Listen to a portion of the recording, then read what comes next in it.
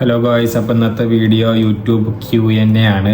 ഞാൻ ഇൻസ്റ്റാഗ്രാമിലൊരു സ്റ്റോറി ഇട്ടിരുന്നു യൂട്യൂബിന് വേണ്ടി കുറച്ച് ക്വസ്റ്റ്യൻ ആൻസേഴ്സ് തരുമോ ചോദിച്ചിട്ട് അപ്പോൾ കുറച്ച് ക്വസ്റ്റ്യൻസ് തന്നിക്കണം. അപ്പോൾ ഈ മൊബൈലിലാണ് എൻ്റെ ഇൻസ്റ്റാഗ്രാം. ഞാനപ്പോൾ എൻ്റെ ചെറിയ മൊബൈലിലൊക്കെ ഫോട്ടോ എടുത്ത് വെച്ചുകൊണ്ട് ക്വസ്റ്റ്യൻസൊക്കെ ഞാൻ ജസ്റ്റ് ഇപ്പോൾ തന്നെ ആൻസർ ചെയ്യാം. നമുക്ക് പെട്ടെന്ന് വീഡിയോയിലോട്ട് കിടക്കാം. ഓക്കെ, കണ്ട ക്വസ്റ്റ്യൻസ് ഇങ്ങനെയാണ്. ഇവിടെ ഞാൻ ഫുള്ള് ഫോട്ടോ എടുത്ത് വെച്ചുകൊണ്ടു. അപ്പോൾ ആദ്യത്തെ ക്വസ്റ്റ്യൻ എന്താണെന്ന് വെച്ചാൽ, അസ്സലാമു അലൈക്കും bro, how to overcome porn addition.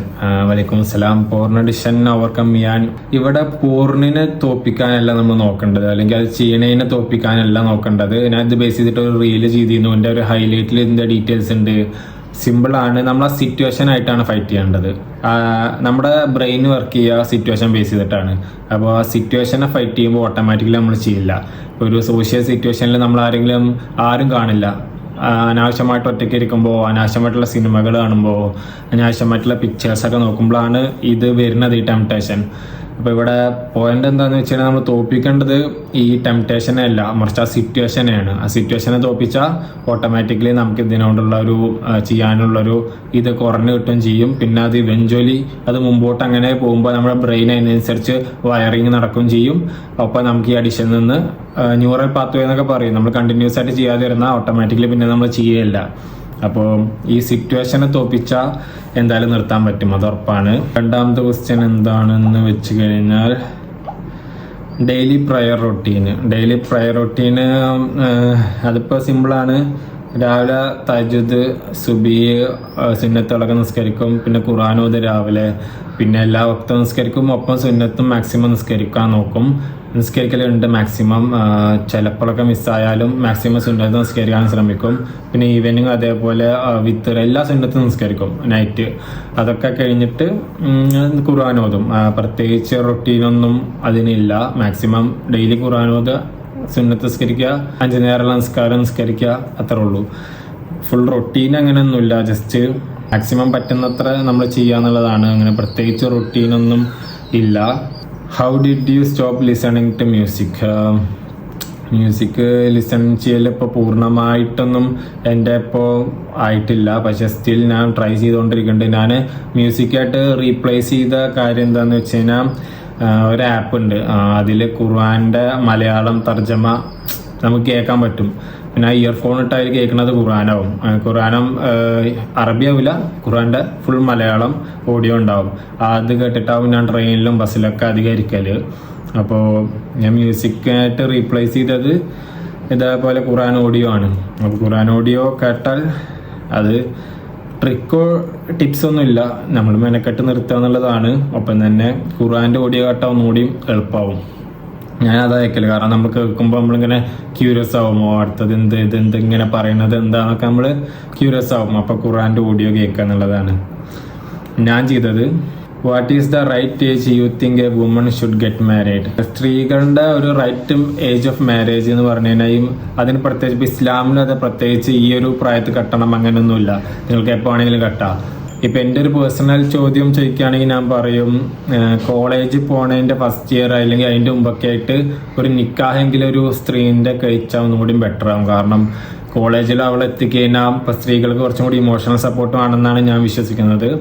അപ്പോൾ കോളേജിലൊക്കെ അവൾ എത്തിക്കഴിഞ്ഞാൽ അവൾക്ക് ഇമോഷണൽ സപ്പോർട്ട് ഒരു ഹറാമായ രീതിയിൽ ഒരു പുരുഷൻ്റെ കിട്ടിയാൽ ചിലപ്പോൾ അവൻ്റെ നേരെ വീണ് പോകും, അവൻ്റെ കാട്ടിക്കൂട്ടലിൽ വീണ് പോകും. ആണുങ്ങളുടെ മെയിൻ ട്രിക്ക് എന്താണെന്ന് വെച്ച് കഴിഞ്ഞാൽ, ഒരു സ്ത്രീക്ക് ഇമോഷണൽ സപ്പോർട്ട് കൊടുക്കുക, എന്നിട്ട് അവളെ വലയിലാക്കുക എന്നുള്ളതാണ്. അപ്പോൾ ഒരു നിക്കാഹോ കല്യാണമോ കഴിയാത്തൊരു പെണ്ണ് കോളേജിലോട്ട് പോകുമ്പോൾ അവിടെ മിക്സഡ് ആണ്, അവിടെ വേറെ പുരുഷന്മാരും കാര്യങ്ങളൊക്കെ ഉള്ളതുകൊണ്ട് അവൾക്ക് ഏതെങ്കിലും ഒരു പുരുഷൻ ഒരു ഇമോഷണൽ സപ്പോർട്ട് കൊടുത്താൽ അവൾ വേഗം അവൻ്റെ പിന്നാലെ പോകും. അത് ഇവഞ്ച്വലി അവളുടെ ഹേർട്ട് ബ്രേക്ക് ചെയ്യും. അപ്പോൾ ഒരു കോളേജ് ആ ടൈമിൽ എത്തുമ്പോൾ തന്നെ ഒരു ഭർത്താവ് ഉണ്ടെങ്കിലുള്ള ഗുണം എന്താണെന്ന് വെച്ച് കഴിഞ്ഞാൽ, എന്ത് പ്രശ്നത്തിനും ഇപ്പോൾ ഫാമിലി ഫ്രണ്ട്സ് പോലെയല്ലല്ലോ ഭർത്താവായിട്ടുള്ള ഒരു ബന്ധം.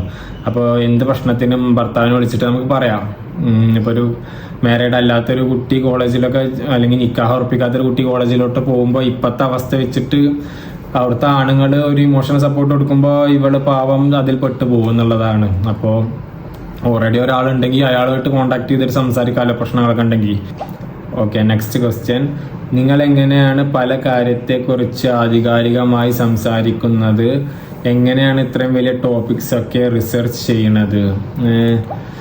ഇതിന് ഉത്തരം എനിക്കറിയില്ല സത്യം പറഞ്ഞാൽ. ഞാനിപ്പോൾ ആധികാരികമായിട്ട് എൻ്റെ എക്സ്പീരിയൻസ്, ഞാൻ പറഞ്ഞ എല്ലാ ടോപ്പിക്കും എൻ്റെ എക്സ്പീരിയൻസ് ബേസ് ചെയ്തിട്ടാണ്. ഞാൻ പഠിച്ച അനുഭവിച്ച കാര്യങ്ങൾ ഉൾപ്പെടുത്തി അത് ബേസ് ചെയ്തിട്ട് ഞാൻ റിസർച്ച് നടത്തും. അത് ഒപ്പം അത് രണ്ടും കണക്ട് ചെയ്തിട്ടാണ് ഞാൻ നിങ്ങളോട് പറയൽ. അപ്പോൾ ഞാൻ ഏതൊക്കെ കാര്യം സംസാരിച്ചു അതൊക്കെ ഏറെക്കുറെ ഞാൻ എക്സ്പീരിയൻസ് ചെയ്ത കാര്യങ്ങളാണ്. രണ്ടാമത്തെ കാര്യം എന്താണെന്ന് വെച്ച് കഴിഞ്ഞാൽ, നോർമലി ഞാൻ ഭയങ്കരമായിട്ട് ഓവർ തിങ്ക് ചെയ്യണ ഒരാളാണ്. അതെനിക്ക് ഭയങ്കര ഇഷ്ടമാണ്. നെഗറ്റീവായിട്ട് കാണുന്നതല്ല, എനിക്ക് ഓവർ തിങ്ക് ചെയ്യാൻ ഭയങ്കര ഇഷ്ടമാണ്. അപ്പോൾ ഒരു കാര്യത്തെ ഞാൻ ഭയങ്കരമായിട്ട് ചിന്തിക്കുന്നവന് ദൃഷ്ടാന്തം എന്നല്ലേ ഓവർ തിങ്ക് ചെയ്യണം എന്നെല്ലാം പറയണത്. ബട്ട് ഞാൻ ഓവർ തിങ്ക് ഒരു പോസിറ്റീവായിട്ടുള്ള കാര്യങ്ങളാണ് ചെയ്യല്. അപ്പോൾ ഒരു ഇൻസിഡൻറ്റ് ഉണ്ടായി എനിക്ക്, അപ്പോൾ എന്തുകൊണ്ട് ഇത് ഉണ്ടായി, എങ്ങനെ ഇത് ഉണ്ടായി എന്നുള്ള ചിന്ത എപ്പോഴും എൻ്റെ മനസ്സിൽ വരും. ഇപ്പോൾ ഒരു ഇൻസിഡൻറ്റ് എനിക്ക് ഉണ്ടായാൽ ലൈക്ക് എന്തുകൊണ്ടുണ്ടായി, എങ്ങനെ അതുണ്ടായി, ഇതിന് കാരണം എന്താണെന്നുള്ള ചോദ്യചിഹ്നങ്ങൾ എപ്പോഴും മനസ്സിൽ വരും. അത് ചിന്തിച്ച് അത് വർക്ക് ചെയ്ത് ഇതിപ്പോൾ എന്നിട്ട് ഇസ്ലാമിൻ്റെ ഒരു കൺസെപ്റ്റ് അതിൽ ഞാൻ എടുക്കും, എന്നിട്ട് സയൻസിൻ്റെ ഒരു കൺസെപ്റ്റ് ഞാൻ സെർച്ച് ചെയ്തിട്ട് എടുക്കും, എന്നിട്ട് ഇത് രണ്ടും മൂന്നും മിക്സ് ചെയ്തിട്ട് ഞാൻ എന്ത് ചെയ്യും, ഒരു എൻഡിലോട്ടെത്തും.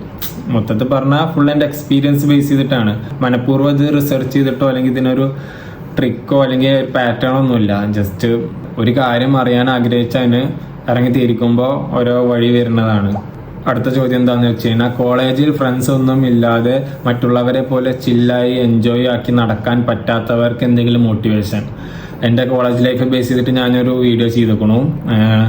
ഇതിൽ മോട്ടിവേഷൻ പ്രത്യേകിച്ച് ഒന്നുമില്ല, നല്ല ഹാർഡാവും. അതായത് കോളേജിലൊക്കെ ഒറ്റയ്ക്ക് ഇരിക്കുക എന്ന് പറഞ്ഞു കഴിഞ്ഞാൽ നമ്മൾ ബാക്ക് ബെഞ്ചിൽ ഇരിക്കുമ്പോൾ എല്ലാവരും ഫ്രണ്ടിൽ ചിരിച്ച് കളിച്ച്, ചിലർ ഗേൾ ഫ്രണ്ടുമായിട്ട്, ചിലർ ഹസ്ബൻഡുമായിട്ട് വർത്താനം പറയുക, അങ്ങനെയൊക്കെ കാണുമ്പോൾ ചിലർ ഫ്രണ്ട്സുമായിട്ട് നടക്കുക, നമ്മൾ ഒറ്റയ്ക്ക്, ഇതൊക്കെ ഭയങ്കര ഹാർഡാണ്. അപ്പോൾ കോളേജിൽ ഫ്രണ്ട്സ് ഇല്ലാതെ സർവൈവ് ചെയ്യുക എന്ന് പറഞ്ഞു കഴിഞ്ഞാൽ ഹാർഡാണ്. അത് ഞാനെങ്ങനെ ചെയ്തതെന്ന് വെച്ച് കഴിഞ്ഞാൽ, രാവിലെ കയറും, കോളേജിൽ പോവും, വൈകുന്നേരം വിട്ടതും കോളേജ് വിട്ട് ഇറങ്ങിപ്പോവും. അവിടെ നിൽക്കുക, ഒരു പരിപാടിക്ക് അധികം നിൽക്കലില്ല, വേഗം കോളേജിൽ പോവും, വിട്ട് അപ്പം തന്നെ തിരിച്ചു വരും.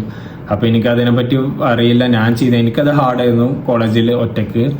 പിന്നെ ഒരു സെക്കൻഡ് ഇയർ ഒക്കെ ആയപ്പോൾ ജൂനിയേഴ്സ് വന്നപ്പോഴാണ് ഞാൻ രക്ഷപ്പെട്ടത്. പക്ഷേ ഇതിലൊരു മോട്ടിവേഷനൊന്നുമില്ല.